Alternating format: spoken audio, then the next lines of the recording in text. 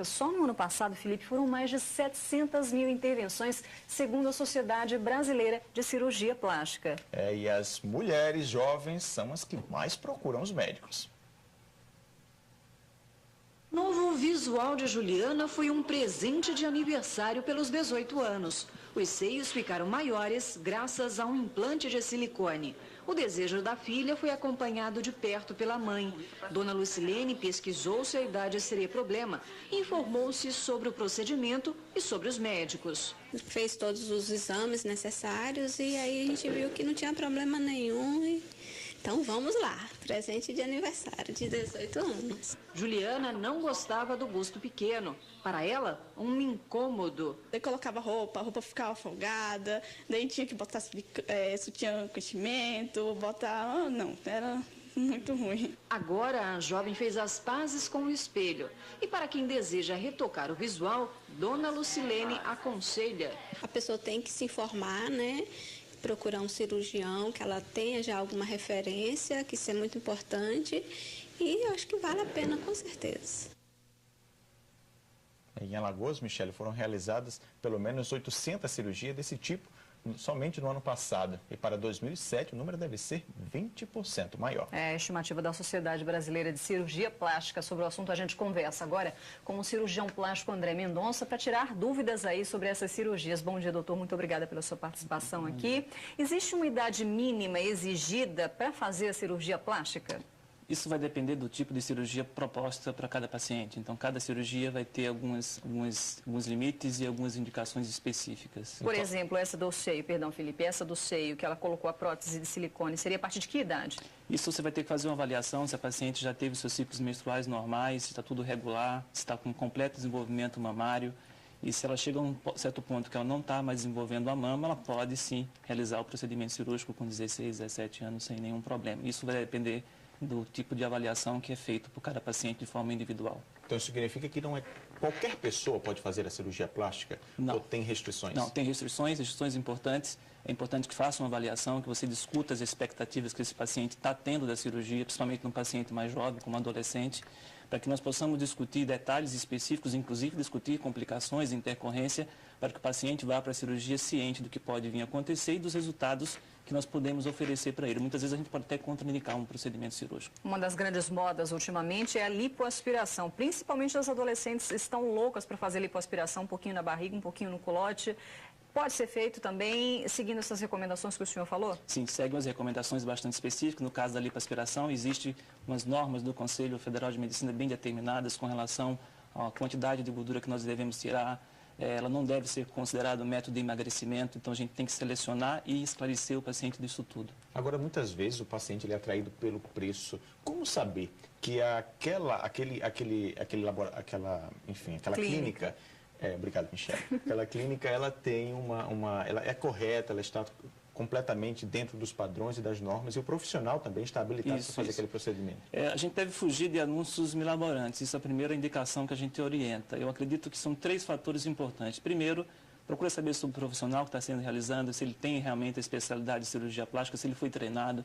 A Sociedade Brasileira de Cirurgia Plástica dispõe de um cadastro de cerca de 4 mil cirurgiões plásticos do Brasil todo, onde você pode ter um livre acesso.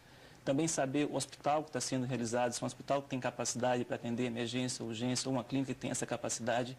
E, sem dúvida nenhuma, uma avaliação muito bem feita.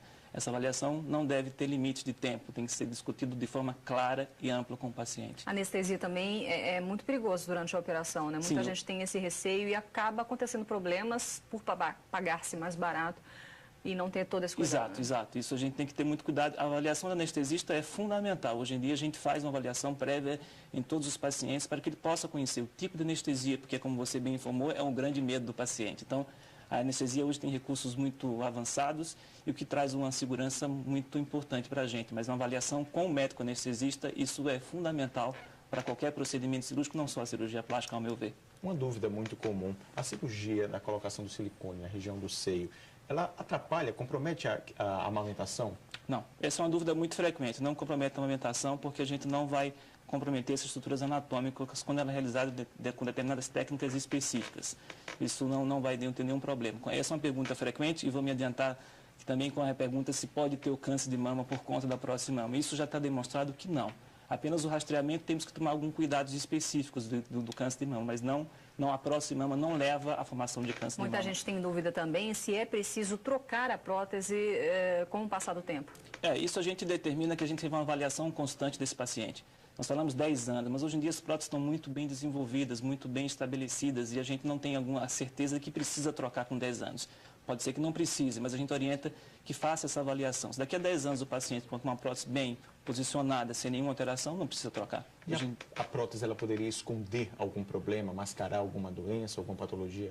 Não. Na verdade, você pode colocar a prótese atrás do tecido mamário, atrás do músculo, e com isso você tem que informar ao mastologista, depois ao seu ginecologista, porque na hora de fazer o exame radiográfico, isso vai ter que ser determinado para que você possa ter uns cuidados especiais. Hoje em dia, a grande maioria dos médicos que trabalham com isso já tem uma experiência, já sabe com certeza diagnosticar alguma patologia que tem mesmo com a prótese de mama. Com os avanços da cirurgia plástica, a gente vê procedimentos não tão invasíveis, como, por exemplo, no caso da retirada de gordura localizada. A gente vê algumas novidades aí no setor. O laser tem ajudado nisso? Não, a lipoaspiração com laser ela foi muito debatida, foi muito na imprensa leiga falando sobre isso. Isso é uma coisa que teve muitas queimaduras com isso, com o uso de laser para fazer lipoaspiração. Na verdade, a lipoaspiração é um método único. Não importa se ela é lipolite, se ela é vibrolipo, se ela é lipofracionada, é um método criado em 1980 por um cirurgião francês, isso é fato. O que acontece, como é uma cirurgia determinada, muito determinada, que o cirurgião plástico tem capacidade para fazer isso, começou a fazer outros nomes para poder burlar um pouco essa norma do conselho. Mas, na verdade, é uma cirurgia bem determinada do ponto de vista de regulamentação para ser realizada. Os números mostram que a mulherada é ela que mais procura, mas os homens também têm procurado, tem crescido a procura pela cirurgia Cresceu plástica. significativamente. Hoje em dia a gente consegue ter mais ou menos das cirurgias plásticas estéticas em torno de 20% de homens. Isso em grandes centros. Eu acredito que em Alagoas a gente tem um pouco menor, em torno de 9 a 10%. Que tipo de procedimento? Lipoaspiração, a cirurgia mamária masculina, que a gente faz muito em adolescentes, e a cirurgia de nariz. Agora, esses números estão crescendo realmente aqui em Alagoas. A gente apresentou uns números aí da sociedade no início da reportagem, 800 cirurgias no ano passado, um número deve aumentar 20%. A tendência é essa? A tendência é aumentar. Se compararmos com grandes centros do sul e do sudeste, ainda estamos um pouco abaixo. Mas, talvez isso explique pela própria nossa condição financeira nossa região, mas está aumentando gradativamente, sim, nos últimos anos. Então, a sugestão é procurar Conselho Regional de Medicina, Sociedade Brasileira de Cirurgia Plástica. A Sociedade de Cirurgia Plástica ela tem um site onde o paciente pode determinar, ele quer pesquisar um cirurgião plástico do Tocantins, ele vai lá e coloca o nome, é uma forma a mais de ajudar o paciente. Existem outras formas, mas essa é uma forma que a nossa Sociedade de Cirurgia Plástica orienta. Qual é o endereço, só para a gente encerrar? cirurgiaplástica.org.br www.cirurgiaplástica.org.br.